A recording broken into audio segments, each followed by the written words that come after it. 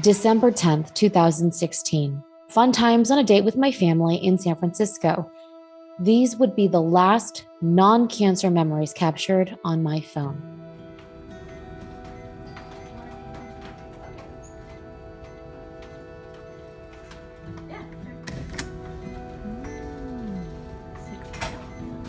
Just 3 days later, I would hear, "I'm sorry, you have lymphoma," and be thrust into an out-of-body experience, stuck in the hospital while doctors ran tests and scans for an entire week to figure out what was wrong with me.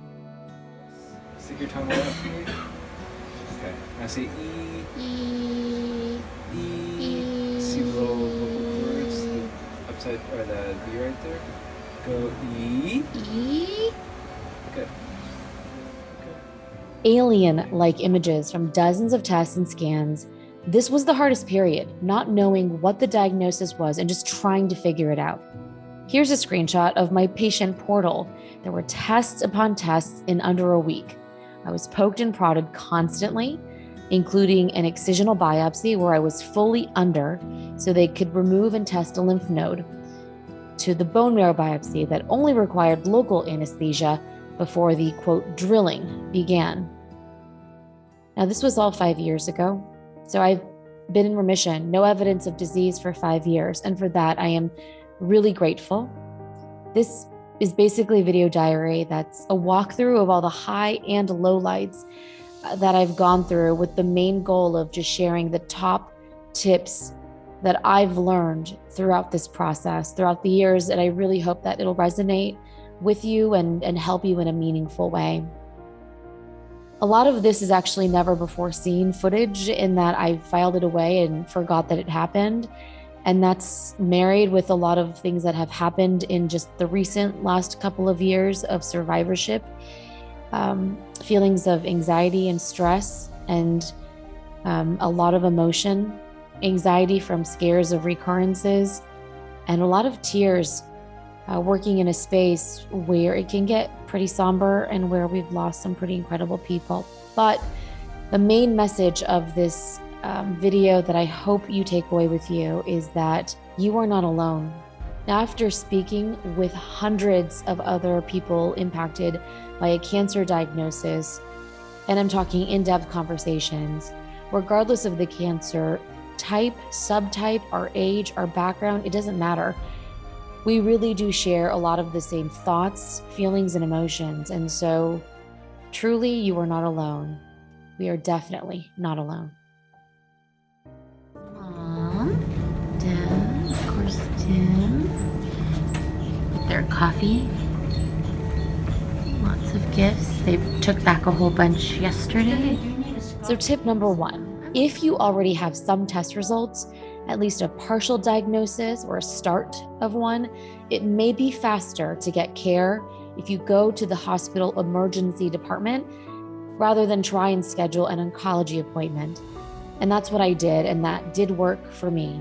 It was advice from our friend David, a doctor at UC San Francisco, where I went for my cancer care, and by the way, where I was stuck for a week and I couldn't leave. Tuesday, Wednesday, Thursday, Friday, in the hospital. Okay, so I wasn't supposed to leave. 5 years later, I can admit my husband convinced me at one point to sneak out, to go all the way across the street. But it was just the other side of UCSF. But really, here's tip number 2. Find moments to break up the monotony of treatment and the tests and everything that feels so sterile. Not encouraging you to break rules per se, but to live a little. Pop in our color. If it's possible, what I found is that actions first can lead to the emotions later, and the joy can follow. Okay, we're in the hallway now, getting some exercise. That's why I'm bouncing up and down. Yes, yes, Mom. Yes, Dad. Family exercise. It's not easy, but it can happen. And tip number 3, is related to that. Seek out the humor in situations if you can. Of course, there are some where it just will seem next to impossible, but if you can, it really can help. For instance, the nurses and the physician's assistants who were taking my temperature that first week of the hospitalization, it was happening all the time, and they were announcing the number so often that I joked that it sounded like a radio jingle. And so then this happened. Okay, 98.3. 98.3 KOIT. No. Tip number 4, draw your boundaries and pick your people. You don't owe anyone a call. Let people know about your diagnosis if you want them in your corner, and you know they're going to give you the kind of support you want and need. Though I have to say, my people started a support campaign, and it was incredible. Love poured in from my closest inner circles to people I may have only met a couple of times, and it was truly uplifting. But for me, my family really was everything, from home-cooked food at every meal. Just like that. Go in like that. Don't go slow. Yeah. Because if you go Fast slow, is good. Okay, so and then you yes. Just push all that. do that then. I'll show you the whole thing. To helping me with blood thinner injections twice a day, every day. And those really added up. Oh my God, this is going to be terrible. I don't know who's gonna do this, but they have to give me a shot. Baby, give me your best impression of your motion. Where do you want it? In the forehead? That's scary. Okay, she's my choice. Speaking of choice, tip number 5, don't forget you are a big part of treatment decision-making, shared treatment decision-making. And with that also comes quality of life decisions. I was 2 months from getting married when I was diagnosed. The cancer was very aggressive, diffuse large B-cell lymphoma with double expressor, they said. My hematologist oncologist, or hemonc, and my family, they all wanted me to go into treatment right away. And as dumb maybe as it sounds, I didn't want to. I had read about how one of my chemo drugs, cyclophosphamide or Cytoxan, was a high-dose alkylating agent, which meant it could cause or contribute to infertility. That scared me. I went ahead and froze embryos with my then fiance. And again, people may not understand, but it was so important for me, and I knew that. So first up, ovarian stimulation with lots of shots. So you're going to go into the first powder, and it doesn't matter if it's the gonal or the menopur. You're mixing all 4, okay?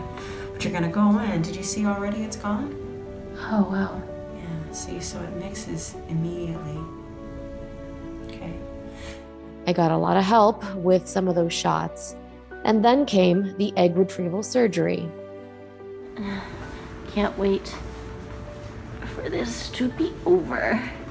Yes, this is the longest hallway. And then embryo freezing.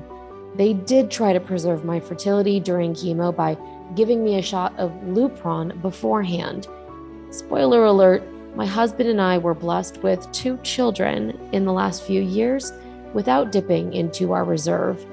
And for that, I am so, so grateful. Open sesame. It's been a long 3 days, that's for sure. Next up was the first cycle of the chemoimmunotherapy. Always really unsettling to see the nurses put on hazmat suits just to touch the bags. And that's bags of stuff that would be going inside of me. By the end of treatment, more than 600 hours of infusion. Yikes. The drugs killed both the bad and good cells, and that's of course where side effects came in. So tip number 6, don't chase those side effects, especially nausea. By the time you feel it, it's too late. And trying to get rid of the nausea with the pills after can be really, really hard.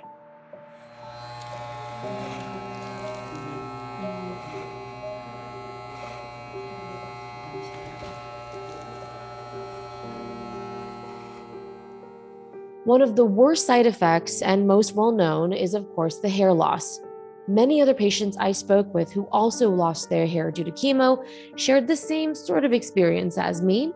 It started to fall after the second cycle. And of course, this does depend on the treatment you get. But the worst feeling was seeing clumps of the hair on my pillow. That's when I decided to do the first step of getting a haircut, the shaved side that looked like Cassie the singer.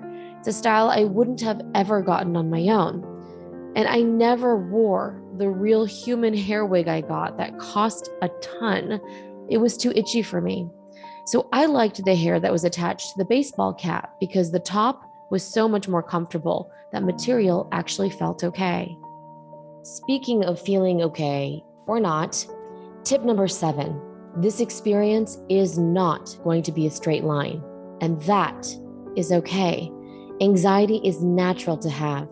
I've struggled to push it away, but I've had some scares of the cancer coming back. As I'm sitting here in the waiting room, I think I feel better than the first time. It's like it is what it is, and I'm just excited to have some answers. I pushed for extra scans a few years after treatment. My doctor did not advise it, but she also gave me room to decide, and I appreciated that. Had my x-rays done, just got blood work, and waiting for my oncologist who, Dr. I, she's amazing, and she ended up overbooking me because I had these concerns. Today is PET CT scan day, and I'm back at UCSF, and this time at a different location. But you know what really makes a difference? When they have validated parking and lots of parking spaces. It's honestly the little things. All right, here we go. Okay, I just got done with my PET CT scan. As you can see, it's still messy from when I was there. It was super fast. The CT part was a few minutes. I just went back and forth into the donut a few times. And then for my PET scan, they just had me, pause every once in a while at every body part. So overall, just like 20-25 minutes, super easy. And for those of you headed to a scan, here are a couple more things I learned. Tip number 8, wear loose clothing without any metal. I didn't have to change to a gown, by the way, because I wore loose clothes, sweatpants, so no buckles, no metal, no zippers. If you're a woman, you use bras usually, just don't have any that have wiring. And then that way you're able to not have to change. And again, loose clothing in case you need to do the IV thing so that they can access. Just arrived. It's about 12:31 at this moment. Tip number 9, schedule your appointments earlier in the day. It may help reduce the wait time, depending on where you go. But what I've found in the past is, at least here at UCSF, getting the morning appointment sometimes really does let you have these results later that day, which is amazing. As you know, scan anxiety is a huge part of this. Not wanting to wait, right? Just give me something to go on so I can have a plan if I need to have one. And that leads to tip number 10, speak up for yourself. We are the only ones who can and will. For me, there's never been a day that passed without feeling around my neck and my chest for swollen lymph nodes, because that's how I got diagnosed the first time. I don't want to waste my doctor's time. In fact, I've thought a lot about that. Oh, she's too busy. She's got more important cases than me. And we feel that way and we think that, but there was enough for me to feel like something wasn't right, and I worked up the courage to see her in person, where she would feel around my lymph nodes and check me in person. At the end of the day, we want doctors who will at least listen to our concerns, and the good ones do listen. And when it comes to treatment options, for the most part, the good ones also encourage second opinions. My last reflection for this video diary is one I try to remind myself all the time, and I find it's pretty hard to do. But that is, give yourself grace and don't should all over yourself. It's something I really do need to internalize, and I've struggled a lot throughout the work I do for the patient's story to fight survivor's guilt. Why do I get to live when others don't or didn't? It's especially hard after becoming friends with incredible patients and advocates, and unbearable when we lose them. I'm not going to say who, but there's someone I got to know over some weeks last year, an incredible woman. And, she's been letting me know that, in her words, it's getting pretty bad. And she said, I'm going down fighting. And when I read her message, it really,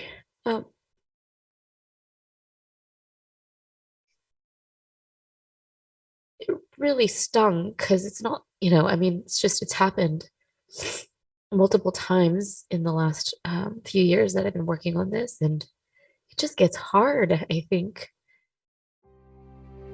I'm still a work in progress, but I try to remind myself to celebrate each win, that we get to amplify voices of these amazing people. And ultimately, I hope you take my 5 years after treatment as a win, not just for me, but for you too. Not saying that my experience will be yours, but I am glad you found me and our community. And just know that it is a lot more hopeful than all those outdated statistics we find everywhere. Okay, very good. Yeah. Yay! Big breath. Yes, life with and after cancer is not easy, it's not pretty, and it's definitely more brutal for some than for others. But there is a lot of hope in how we can live in a meaningful way despite a diagnosis.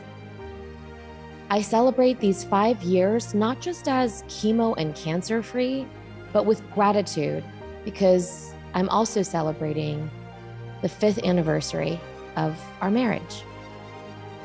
We eloped to keep our original wedding date, so cancer couldn't control that. It was between my 2nd and 3rd cycles of chemo. Then we had our big celebration after I was finally done with those hundreds of hours of treatment.